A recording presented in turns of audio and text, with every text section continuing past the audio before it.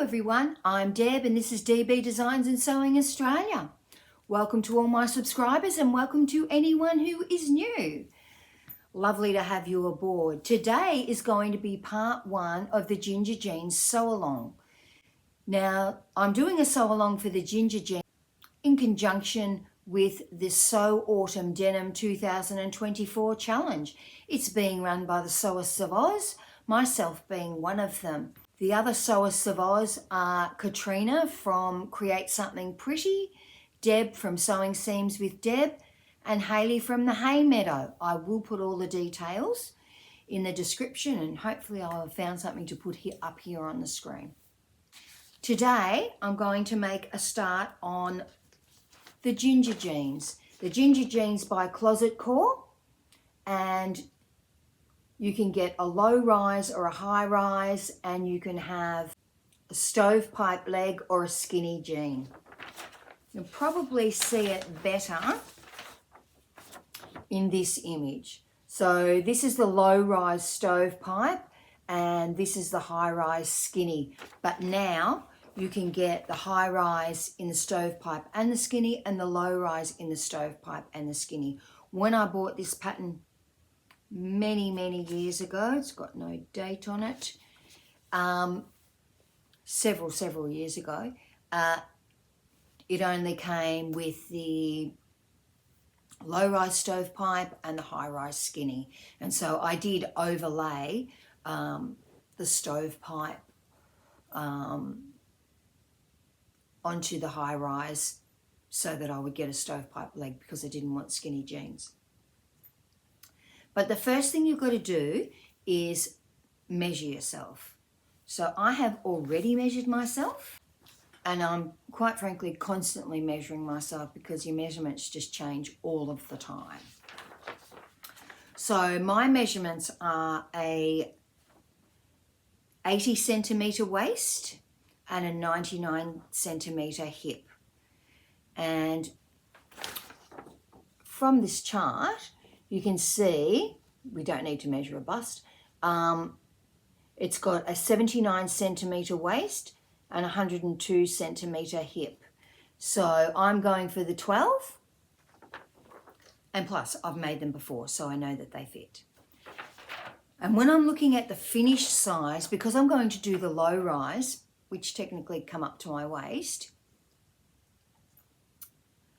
the waist of view A, which is the low rise, is 90 centimetres, and the waist of size B is 85 centimetres. So there's still a lot of room in the waist,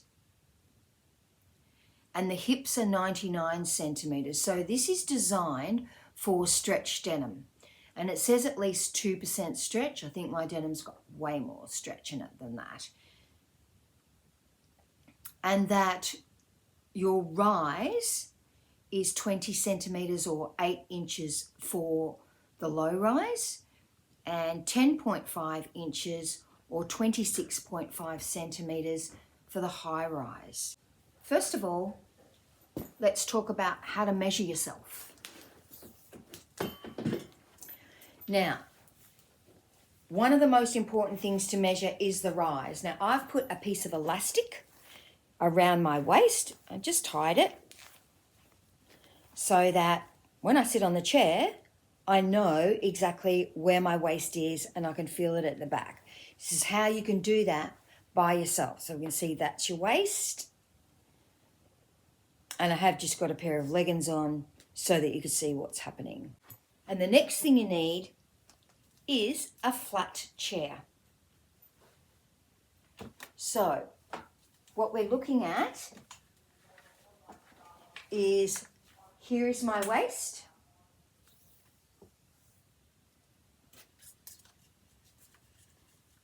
Finding my waist with the elastic so I know where to start from, and sitting up really straight, measuring down to the hard seat top.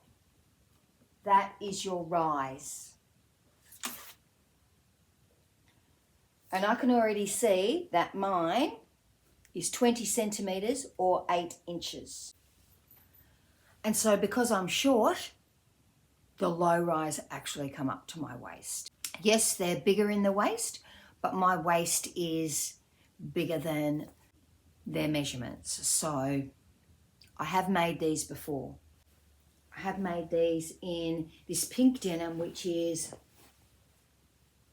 supposedly stretch.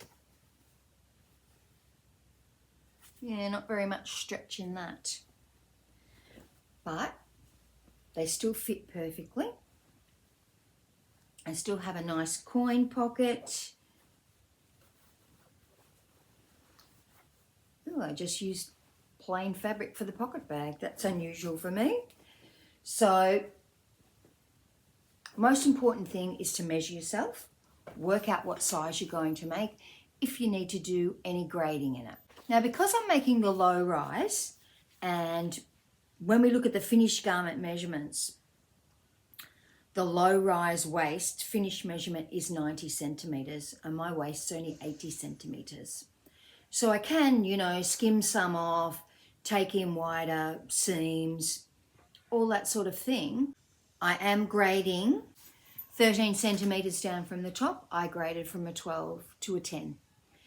Already know that they're going to fit through the hips. And you might think, well, why don't you just make the size 10? You start to lose it in the rise, which means that I might as well have done the high rise and done an adjustment in it. So what you've got to remember about doing adjustments on jeans when it comes to the depth, so when it comes to the rise, is that you're going to have to change sometimes pocket bags. Now, if it's reducing the height, I wouldn't necessarily worry so much about the pocket bags, but because it just means that your pocket bag will be longer, well, you can just trim that off when it comes to the pockets. And when we do the pockets, you'll see how easy they are to do. And you can adjust them as you go, because basically they're just a piece of fabric inside your jeans. But if you extend the length, you don't want your pockets to be, I don't want to say shallow, because it's only a tiny bit anyway. When you look at the different sizes for your pocket bags, there's a pocket bag for the high rise. You can see that the depth is not terribly different. You probably need to think a little bit about your pocket bag, but don't overstress about it, because you can still make it fit. As long as it's fitting in the curve. The main thing about your pockets is this bit here where your lining joins to your pocket, folds back on the inside. That's the main thing, making your pocket look beautiful and neat. So I've done my adjustments. I've got my pattern pinned on my fabric. It's time to cut it out. Let's go over and have a look at the fabric. So this is my pattern pieces laid out. Now this is my coin pocket, and it's technically not really laid out on there, but as this is the fold of the fabric here, I'm going to be using, once I cut this leg out, I can unfold this and know that this piece will fit on. Not that not that I don't have enough fabric, but I just don't want to waste it. And it's the same with the belt loops. This is my piece here. It's not attached yet because I'll cut it out in a single layer. The only thing you do have to remember when you're cutting out things in a single layer is make sure that this pattern piece, which is your coin pocket, is going to be lying on the right side. So the right side of the pattern piece up, the right side of the fabric up. That way we know that this coin pocket is going to sit on my right hip. So that's just something to remember. Do not do that when you're cutting out a piece for one. You need to have it If this is the right side of your fabric, it needs to be the right side of your pattern piece. Now, the other thing I also do, this is the back, and this is the back pocket. So, of course, this fabric doesn't have a nap.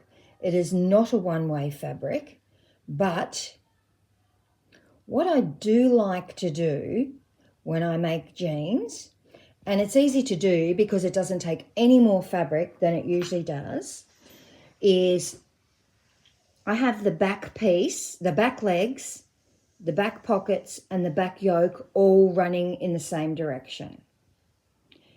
And I have the front piece, my front pockets, which is going to go inside your pocket, so it's going to be at the top of your hip. I have that running in the same direction that the front of my pants go in. So now it's time for me to cut out my pieces. I will come back to you when I have got all of my pieces cut out. I am cutting my waistband out twice in the same fabric, and I am not interfacing it. And when it comes time to attach the waistband, and I'm happy with the length of the waistband, because I will be cutting it a little bit longer, just to make sure you've got enough. Easier to cut it off than try and join it back together. So I will cut my waistband slightly longer, but I'll show you that when I've done my cutout. And I will have interfacing that I'm going to iron on to the inner and the outer waistband. So in other words, the waistband and the lining waistband, I will iron some pieces of interfacing in that when I've decided exactly where that's going to be in conjunction with the jeans, and that's just for my button and for the buttonhole.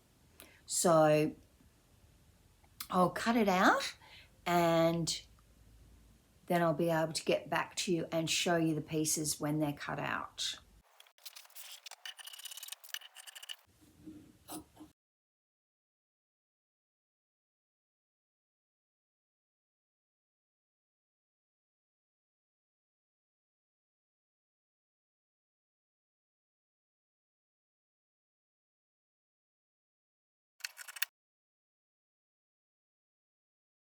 Okay, that's everything cut out. I've just got to mark them up. This is my pocket bags. Is that what they're calling it? They call it pocket lining, but it really means your pocket bag. So it's what's inside your pockets. And all of my interfacing. It comes with a fly top stitching guide, but when it comes time to do it, I'm going to compare it with the one that I use from the last stitch and see which shape I prefer. So I've got all of that cut out. I've got my single coin pocket cut out. My 2 waistbands.